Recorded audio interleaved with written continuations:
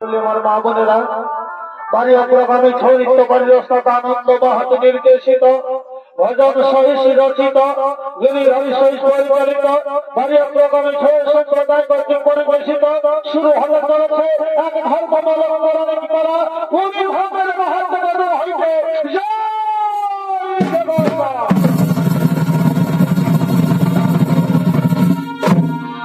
এদিকে তৎকালীন ধর্মপরায়ণ রাজা ইন্দ্রদূত তার সমস্ত সভাসদ নিয়ে রাজ দরবারে করছে আগমন।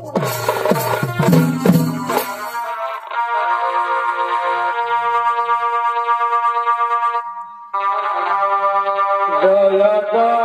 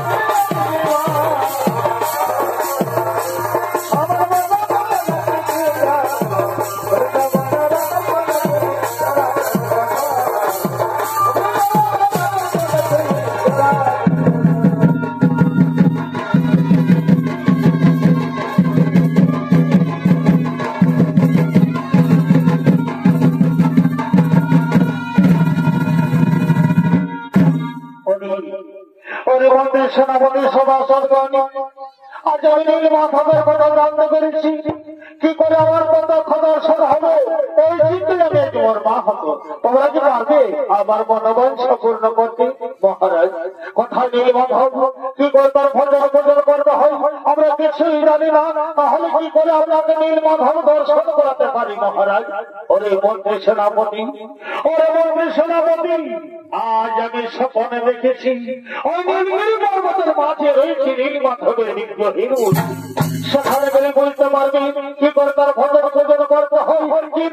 কিন্তু কি মহারাজ, কিন্তু কি আপনি আদেশ করেন না না মন্ত্রী সেনাপতি, অত সহজে নীল মাধব দর্শন হবে না।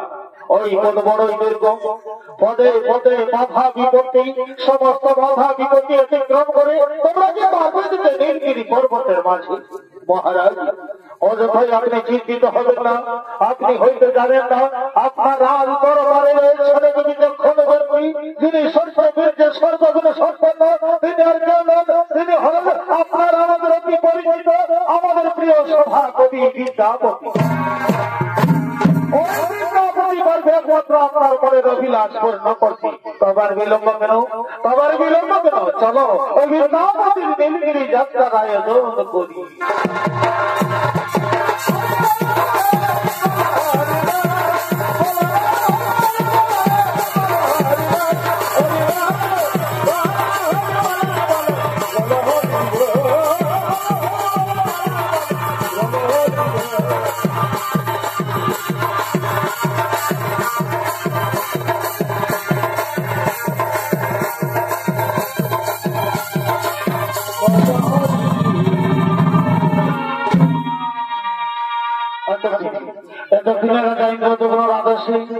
তার প্রিয় সভাকবি বিদ্যাপতি নীল মাধবের দর্শনের কোন অনুসন্ধান করার জন্য নীলগিরি পর্বতের উদ্দেশ্যে আগমন করছে।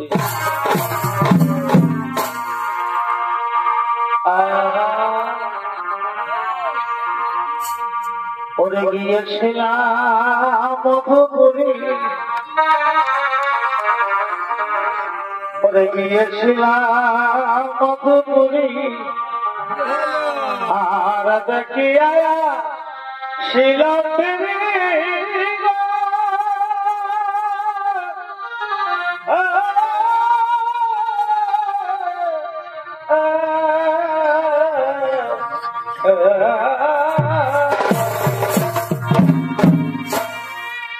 ওরে গিয়েছিলাম মধুপুরী, আর দেখি আয়া ছিলাম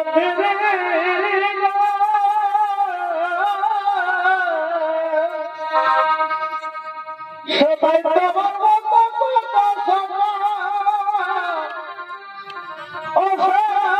পড়েছে না গরি, সবাই তোমার মতো কত সময় তোমার মতো, সবাই তোমার মতো কত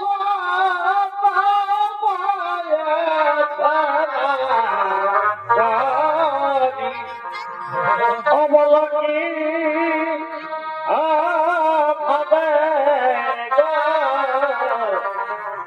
অব্রজাপুরে আসিবে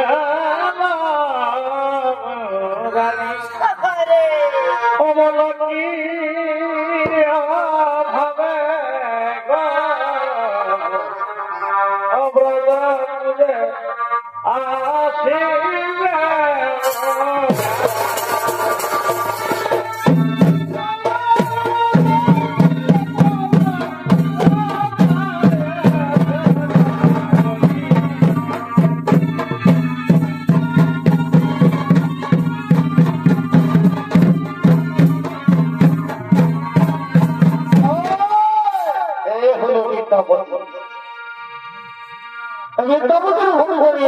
পরিবেশন করে দেখাবেন উনি হলেন বাড়ির প্রগামী ছৌদিত বাড়ির এক বলিষ্ঠ শিল্পী ওস্তাদ শিবরাম মাঝি।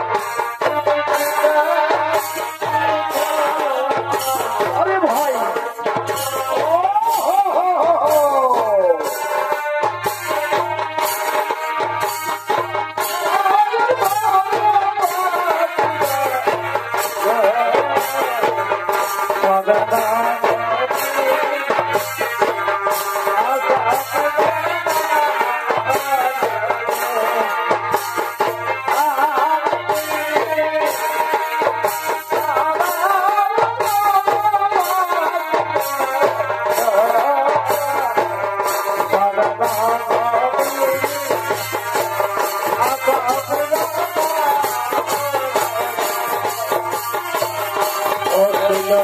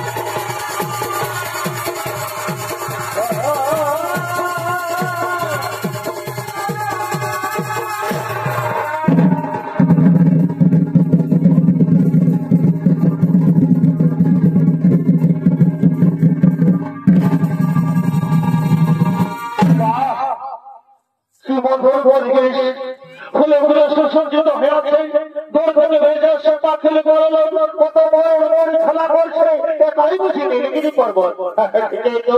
এই রোমাঞ্চকর পরিবেশ সারাকে নীলবন্ধন থাকতে পারে, কিন্তু না, এই দুর্গম পথে হাঁটতে হাঁটতে কোথায় কৃষ্ণায় প্রাণ যায় অবস্থা। আমি এখন কি করবো? ওই যে পুকুর দেখা যাচ্ছে, সেখানে জলপান করে ওই গাছের ছায়া বিশ্রাম করে আবার সন্ধান করবো নীল মাছ।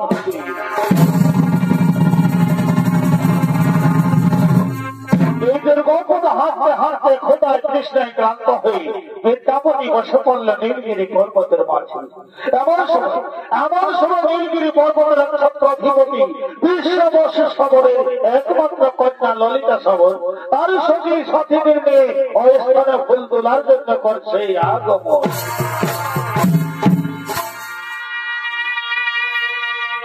বনে কি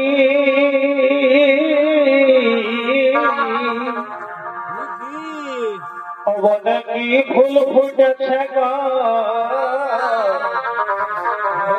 আমাকে বাবা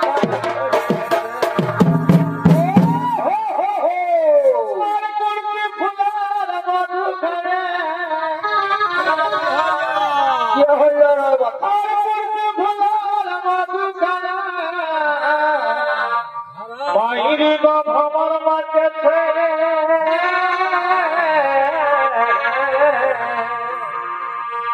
বনে কি ফুল ফুটেছে মহাকে মাথা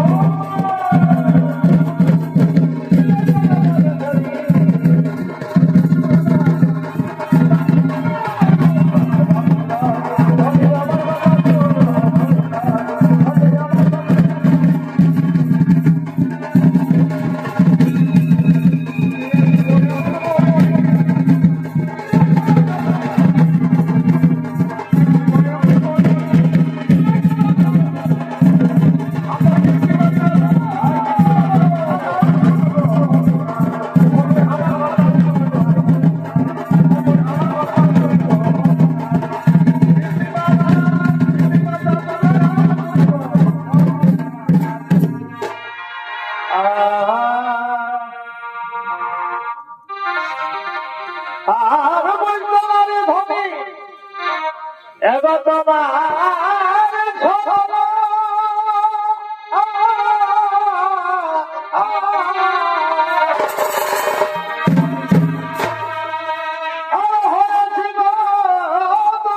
হাতের খেলনা যত পাবা বলে খেলো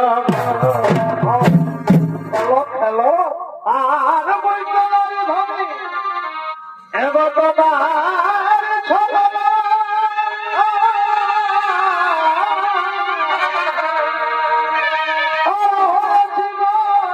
তোমার হাতের খেলনা যত পাবা বলে খেলো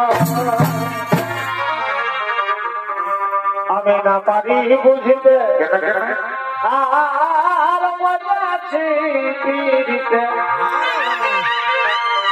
আমি না পারি বুঝিতে আর মজা আছে পিড়িতে ও সদাই ধুলো মারে তোমার করা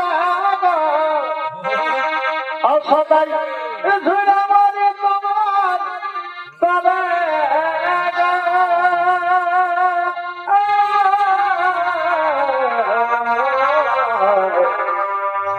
আর কতটা ধনী মরে আর কতটা ধনী মরে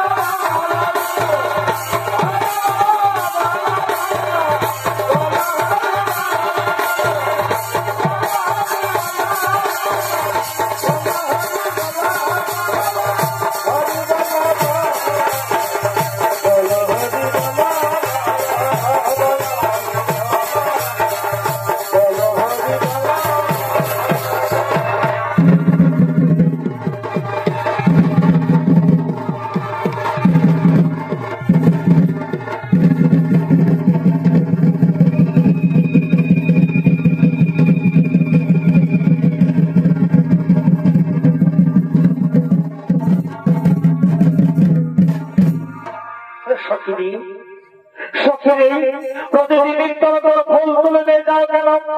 ও তোমরা বুঝবে না, ও তোমরা বুঝবে না। আমার পিতা বিশ্বাবসু সবার প্রতিদিন নীল মাধবের পূজার অর্চনা বলে এবার কি শুনেছি স্বয়ং আমার পিতা নীল মাধবকে দর্শন দেয়। আজ পর্যন্ত আমার পিতা ছাড়া নীল মাধবের কেউ দর্শন পাইনি। এই তো সুন্দরী যুবতীর মুখ থেকে নীল মাধবের নাম শোনা যাচ্ছে। নিশ্চয়ই সুন্দরী নীল মাধবের সন্ধান জানে। এই সুবর্ণ সুযোগ জন্য হাত ছাড়া করবো না। ছলে বলে কৌশলে যে কোনো প্রকারে নীল মাধবের সন্ধান আমায় জানতেই হবে। তুমি সুন্দরী যুবতী নারী, তোমার রূপের ছটায় সমগ্র নীলগিরি পর্বত আলোকিত করে রেখেছে। কি বা নাম, কোথায় ঘর, কি বা তোমার পরিচয়? আমি বিশ্বাবসু সবর একমাত্র কন্যা। আমার নাম ললিতা সবর। পিতার আদেশ মতো ফুল তুলতে এসেছি, কিন্তু আপনার পরিচয় প্রশ্ন দেখে মনে হচ্ছে নিশ্চয়ই কোন রাজকুমার। এই যে ভ্রষ্ট এসেছে বুঝি। তুমি জানো না কুমার, আজ পর্যন্ত নীলগিরি পর্বতে কেউ আসেনি। তুমি কি জন্য এসেছে কুমার? আমি কোন রাজকুমার নই সুন্দরী। আমি হলাম ইন্দ্রযুগের সামান্য সভাকবি। আমার না বিদ্যাপতি। নীল মাধবের সন্ধান করতে নীলগিরি পর্বতে এসেছি। কিন্তু সুন্দরী, তোমার রূপ যৌবন আমায় আকৃষ্ট করেছে। এসো সুন্দরী, আমায় ধরা দাও। আমি তোমার প্রেমের বন্যায় ভেসে যেতে চাই। না কুমারী, তা কোনদিন সম্ভব নয়। কেন কেন সুন্দরী, আমি কি তোমার উপযুক্ত নই? আমি সে কথা বলি না কুমারী, আমি সে কথা বলি না কুমারী। আমি যে সবর যাত্রী, তুমি স্বয়ং আছো বধূ, তুমি স্বয়ং আছো বধূ।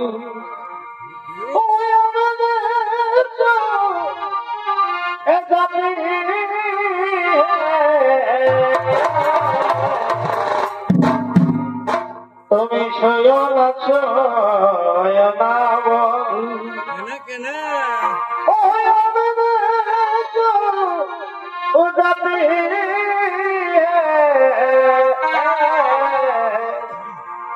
আমার ছুইলে তোমার যাবে গুলো জাতি হে, আমার ছুইলে তোমার যাবে গুলো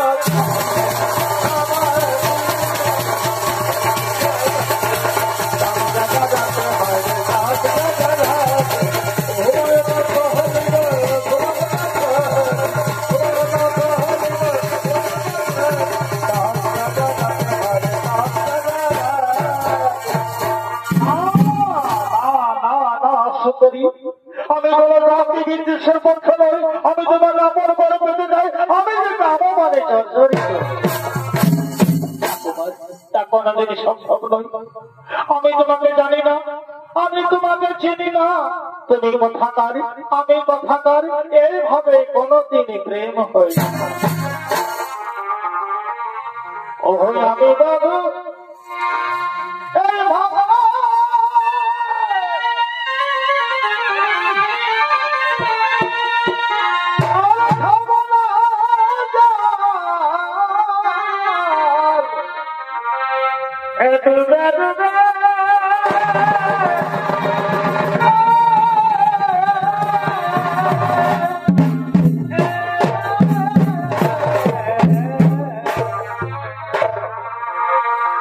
আমি বাবু এই ভাবা আরে খবর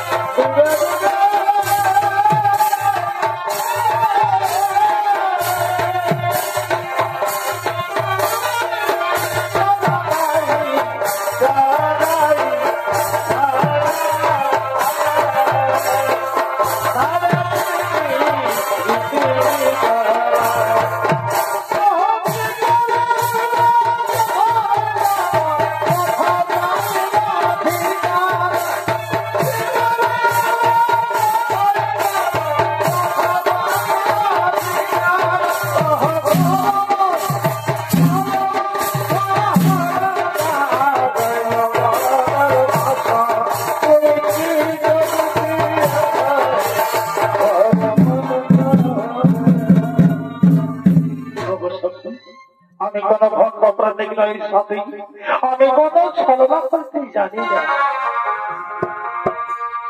এ কথা বলো না সখী,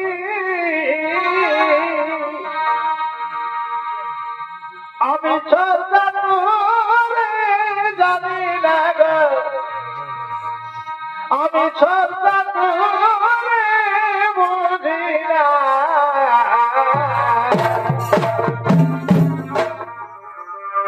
এ কথা বলো না সখী, আমি জানি না গো, আমি বুঝি না এগো জীবনে মরণে তোমাকে ভুলিব না, জীবনে মরণে তোমাকে ভুলিব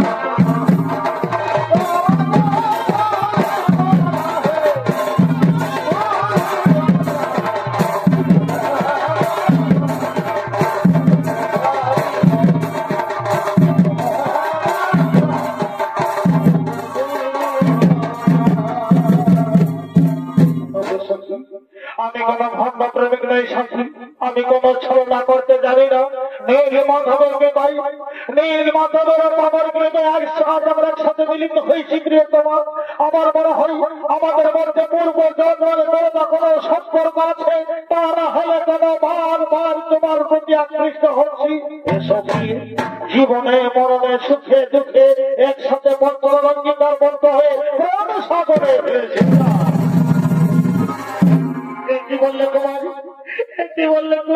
তোমার সমুদ্র বাক্য মানে আমার কমল হৃদয় আজ ভারাক্রান্ত বন্ধু, তোমার সুদর্শন রূপ শ্বশুর সর্বাচরণ মন মুগ্ধ করে কথন শৈলী আমার প্রেম সরোবরে জলোচ্ছ্বাস বাড়িয়ে দিয়েছে।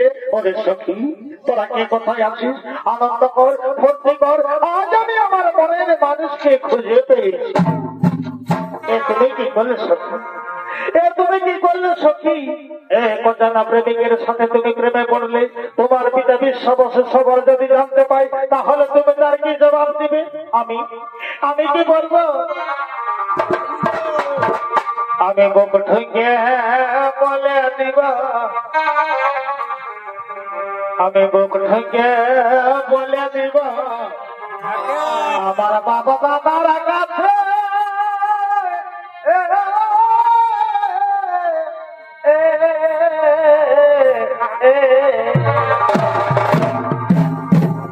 আমি বুক ঠুকে বলে দিব আমার বাবা দাদার কাছে।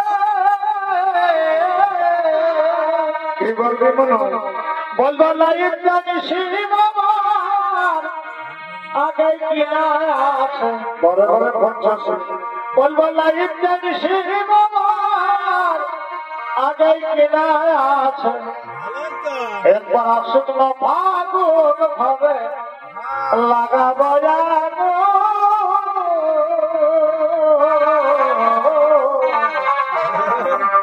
কেমনে ভুলিব বধু তোমার এই গো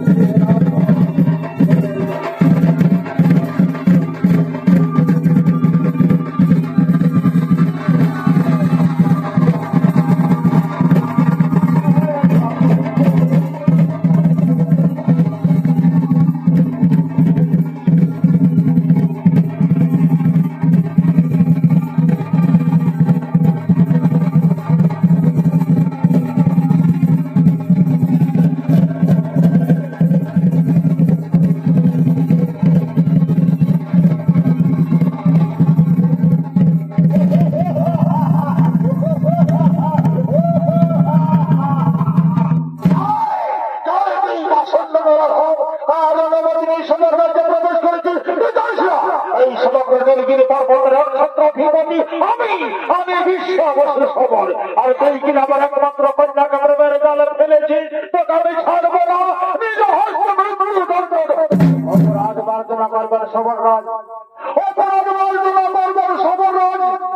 আমি শুধু আপনার মেয়ের কারণ আসিনি, আমি আসিছি নীল মাধবের সন্ধান। নীল মাধবের সন্ধান কোনদিন পাবি না। এই প্রসন্নকে বন্দী করে নিয়ে চল, আজ এই গান ভরে আমার একটি অনুরোধ রাখুন সবর রাজ, আমার একটি অনুরোধ রাখুন সবর রাজ। আমি শুধু আপনার কন্যাকে ভালোবেসেছি, অন্যায় কিছু করিনি। তাছাড়া আপনার কন্যা আমাকে মনে প্রাণে চাই। আমরা দুজনাই বিবাহ করে সুখে সংসার করব, সুখে সংসার করব। ভালো এই বসন্তকে ঘিরে ফেলে কোন দিকে যেন পালিয়ে যেতে না। এই সবরগণ আমায় ঘিরে ফেলেছে। এই প্রভু নীল মাধব, এই সবরদের হাত থেকে রক্ষা করেন প্রভু, এই সবরদের হাত থেকে রক্ষা।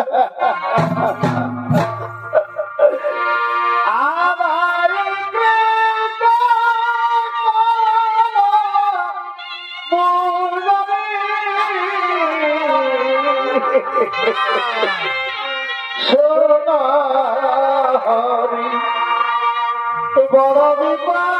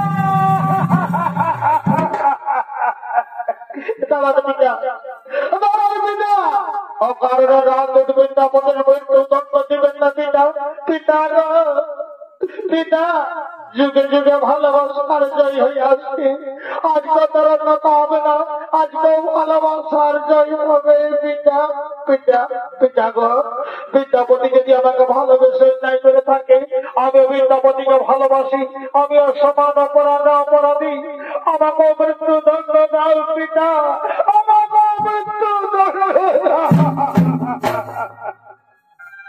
না বাবা এ কাজ আমি করতে পারবো না বাবা নীলমাধবের কৃপায় আপন বলতে তুই আমার একমাত্র আদরের কন্যা তোকে আমি কি করে মৃত্যু দণ্ড দিবা যদি আমি নীলমাধবের একান্ত অনুগত ভক্ত তবু কেন যে আমার মনে প্রাণে এক অহংকারী আসরিক শক্তি বিরাজ করতেছিল তা তুই চোখের জলে ধুয়ে মুছে দিয়েছিস মা আমার জ্ঞান চক্ষু খুলে দিয়েছিস বল মা তুই আমার কাছে কি চাস মা পিতা পিতা গো বিদ্যাপতি আমার ভালোবাসাকে স্বীকৃতি দাও পিতা মেনে দাও পিতা আমরা দুজনাই বিবাহ করে সুখে সংসার ধর্ম পালন করবো আর পিতা গো বিদ্যাপতি যে কারণে নীলগিরি পর্বত এসেছে আমাদের ইষ্ট দেবতা সেই নীলমাধবের দর্শনে স্থানটাকে নিয়ে চলবে পিতা না না বানা এ কাজ আমি করতে পারবো না মা আমি সত্যবতী নীলমাধবের সাক্ষাৎ দর্শন আজ পর্যন্ত আমি ছাড়া কেউ করিনি ওই স্থান আমি কাউকে নিয়ে যেতে পারবো না মা মা বাবু এই কথা ছেড়ে দি তুই যা বলবি আমি তাই করবো মা তবে ঠিকই আছে পিতা রইল তোমার অহংকারে মোড়া অন্তলিকা রইল তোমার রাশি রাশি অলঙ্কার সব কিছু দান করে চললাম আমি আমার মনের মানুষের সাথে চলে সুবিদ্যাপতি এখনই এখান থেকে আমরা চলতে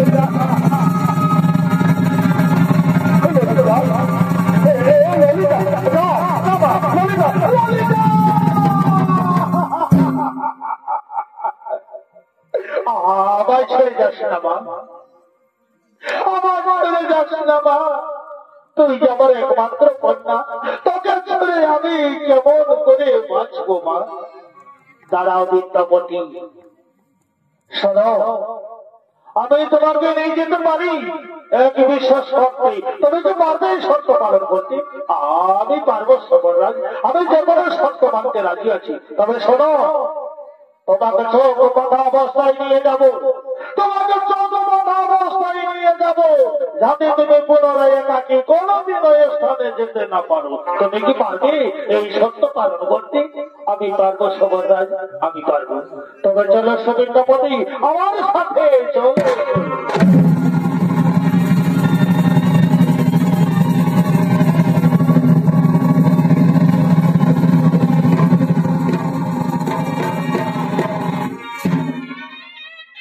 দর্শক মন্ডলী আমার বাবুরা বিশ্ববধূ সমরের সহযোগিতায় বিদ্যাপতি নীলমাধবের দর্শনের স্থান দেখার পর সঙ্গে সঙ্গে রাজা ইন্দ্রদুগ্নকে জানায় রাজা ইন্দ্রদুগ্ন নীলগিরি পর্বতে গেলে নীলমাধবের দর্শন পেলেন না হতাশ হয়ে ফিরে এলেন নিজের রাজ্যে সেই রাজ্যে মরি শ্রেষ্ঠ নারদ তাকে শক্ত দিলেন বলল রাজা ইন্দ্রদুগ্ন তুমি যে কারণে নীলগিরি পর্বতে গিয়েছিলে সেই নীলমাধব আজ দারুকাস্ত্ররূপী সমুদ্রের জলে ভেসে আসছে সেই দারুকাস্ত্র সমুদ্র থেকে উত্তোলন করে রাষ্ট্রশিল্পী দিয়ে বিশ্বমন্দির নির্মাণ করো তবেই তোমার মনোবাঞ্ছা পূর্ণ হবে রাজা ইন্দ্রদুগ্ন তাই করলেন সমুদ্র থেকে দারুকাস্ত্র উত্তোলন করে রাজ্যের সমস্ত রাষ্ট্রশিল্পীকে ডেকে আনলেন কিন্তু সমস্ত রাষ্ট্রশিল্পী বিষ্ণুমূর্তি নির্মাণে ব্যর্থ হলো তাই কি করে দারুকাস্ত্র দিয়ে বিষ্ণু মূর্তি নির্মাণ করা যায় এই চিন্তা করতে করতে সমস্ত সভাসদ নিয়ে বিষণ্ণ মনে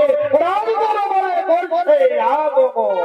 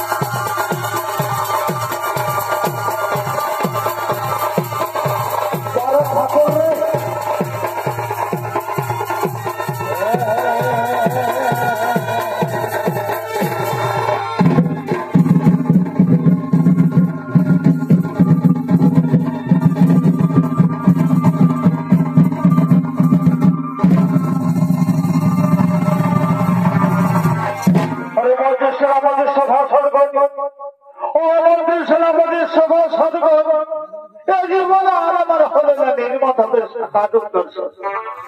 আমার স্ত্রী আমার নামে বঞ্চিত বঞ্চিত চিন্তাটি আছে নীলমাধবের সাকার দর্শন করার জন্য আর বলেছে নীলমাধবের সাকার দর্শন না হলে সাগরের জন্য প্রাণ বিসর্জন দেবে আর রাতের যদি কিছু হয় আমিও বাঁচব না আমার দেহান্তর হবে। রাজ্যের সমস্ত কাষ্ঠশিল্পী বিষ্ণু মূর্তি নির্মাণে ব্যর্থ হল তবে কি ঠাকুর আমার কাছে আরো পরীক্ষা চাইছে সর্বস্ব করে দিবারাত্রি ভজন পূজন করে আসছি তবে কেন ঠাকুর আমার প্রতি এখন আচরণ করছে তোমরা চুপ করে আত্মা কেন বলো বলো আমি এখন কি মহারাজ অযথাই আপনি চিন্তিত হবেন না মহারাজ ওই যত এক ব্যক্তি দেখা যাচ্ছে সোজা রাজভবনের দিকে আসছে দেখা যাক অনেক কোন শিক্ষক বানাচ্ছেন কিনা ততক্ষণ এবার অপেক্ষায় আমরা বসে পড়ি।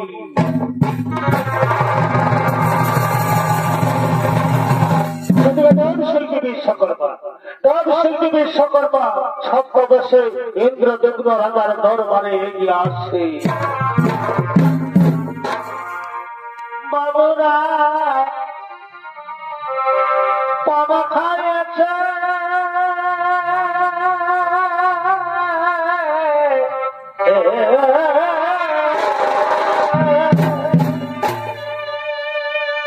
সেই দেখে কান বিদুরী পাগল হয়েছে বাবুরা বাবা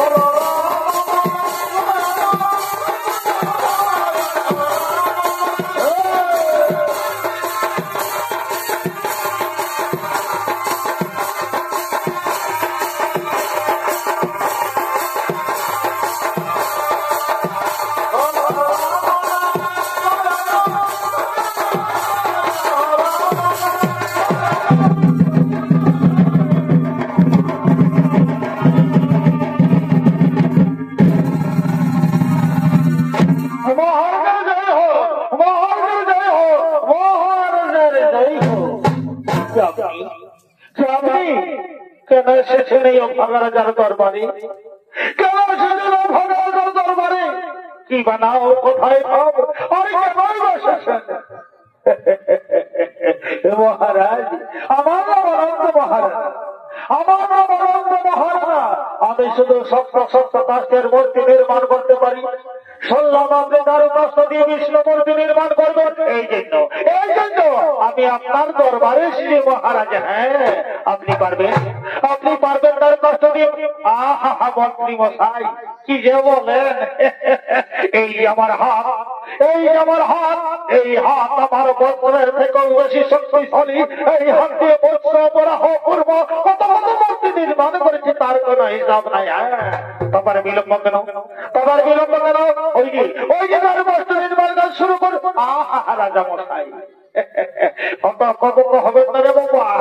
নির্মাণ তো আমি করবো, নির্মাণ তো আমি করবই, কিন্তু একটি শর্ত আছে। হ্যাঁ, আমার শর্ত হলো 21 দিন ধরে চলবে নির্মাণ কাজ। 21 দিন ধরে চলবে নির্মাণ কাজ। 21 দিনের আগে হাঁকাহাঁকি ডাকাডাকি কোন রকম সন্দেহ করা চলবে না। বাইরে থেকে দরজা বন্ধ করে দিবেন। 21 দিনের আগে দরজা খুললে কিন্তু নির্মাণ কাজ সম্পূর্ণ থাকবে। আগে আপনি শপথ করুন, তারপর আমি নির্মাণ কাজ শুরু করবো।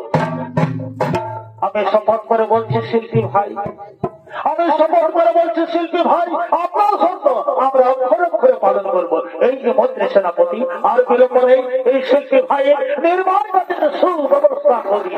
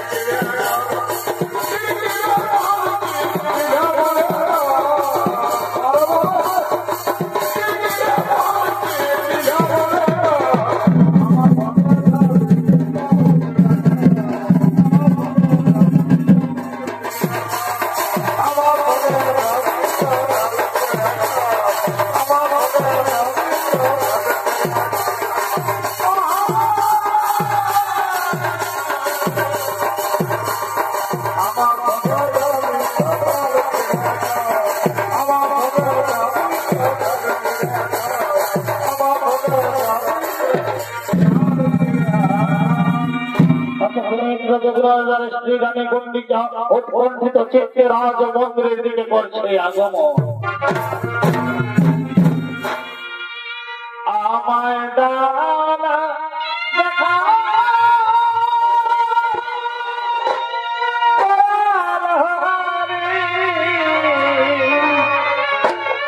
কোথায় গেলে তোমায়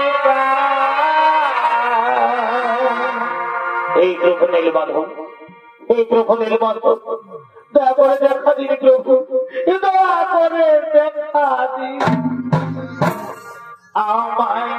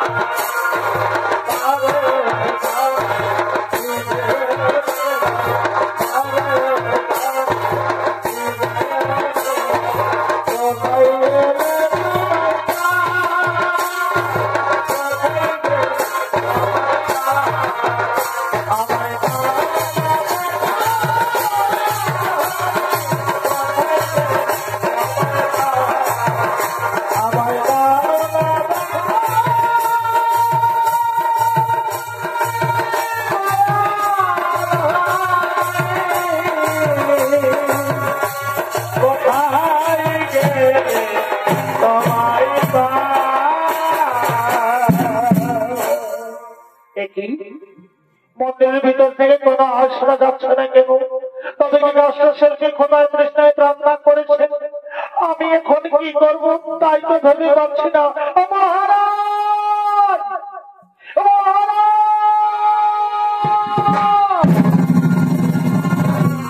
কি ব্যাপার রানী, এত গোলমাল করছো কেন? মহারাজ, মন্দিরের ভিতর থেকে কেন আওয়াজ শোনা যাচ্ছে না?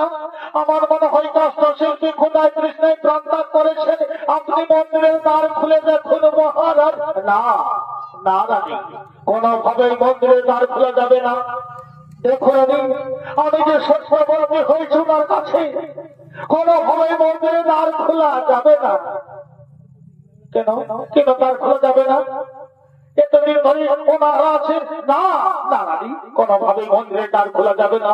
দেখো রানী, যে নীলমাধবের দর্শন করার জন্য আমরা ততকাল অপেক্ষা করতে পেরেছি, আর তো মাত্র কয়েকটা দিন অপেক্ষা করো, তারপর প্রাণ ভরে দেখো আমাদের আরাধ্য ঠাকুর। ঠিকই আছে মহারাজ, তবে ঠিকই আছে মহারাজ, আপনাকে আর মন্দিরের দ্বার খুলতে হবে না। তবে একটি কথা মনে রাখুন, ওই ব্যক্তির যদি মৃত্যু হয় তবে তার জন্য দায়ী হবে না আপনি মহারাজ, তার জন্য দায়ী হবে না আপনি।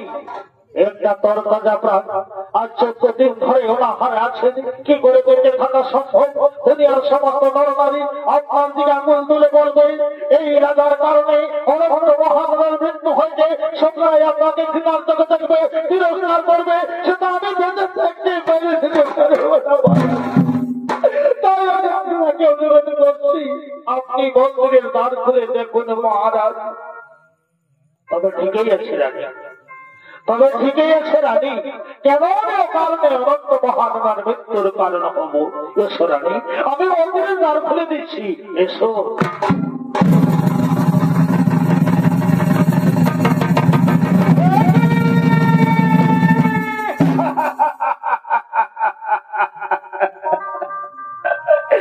আমি কি করলাম প্রভু,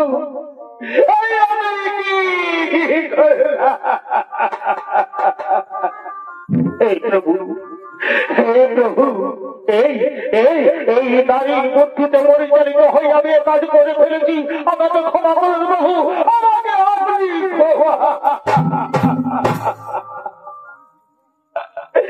দুনিয়ার পুরুষ সমাজ, হে দুনিয়ার পুরুষ সমাজ, আমি সবাইকে অনুরোধ করছি, কে কোনদিন এই নারীর কথাই তোলো না,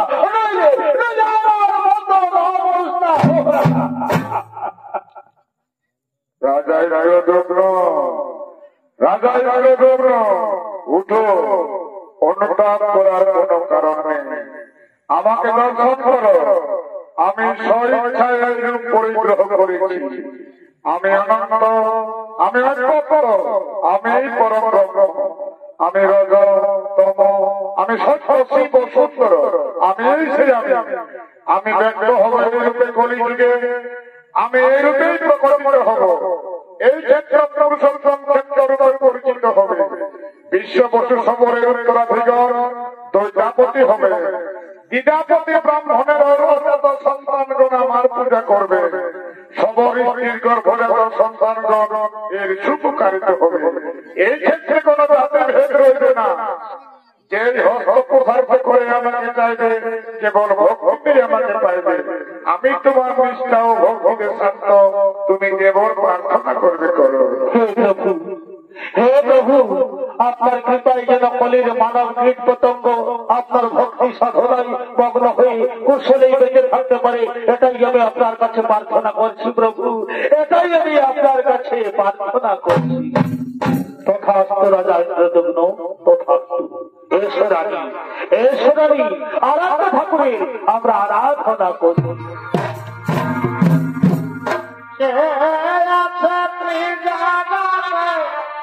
তাকে করে পরাজ,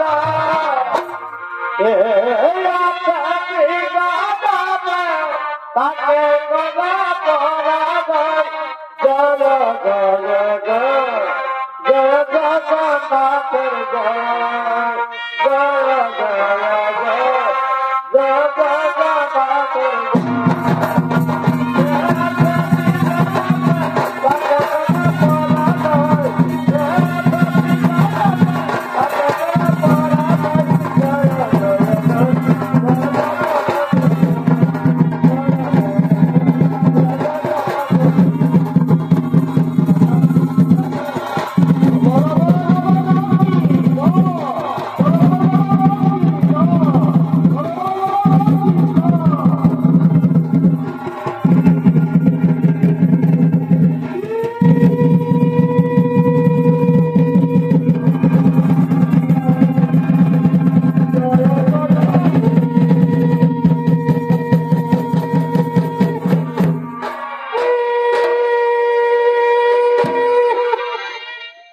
নমস্কার মাননীয় দর্শক মন্ডলী, আমার মা বোনেরা, সকলকে শত শত নমস্কার জানিয়ে সমাপ্ত করলাম। হরি ধামের মাহাত্ম কথন হইতে জয় জগন্নাথ পালা, জয় শিব শম্ভু, জয় রাধে রাধে।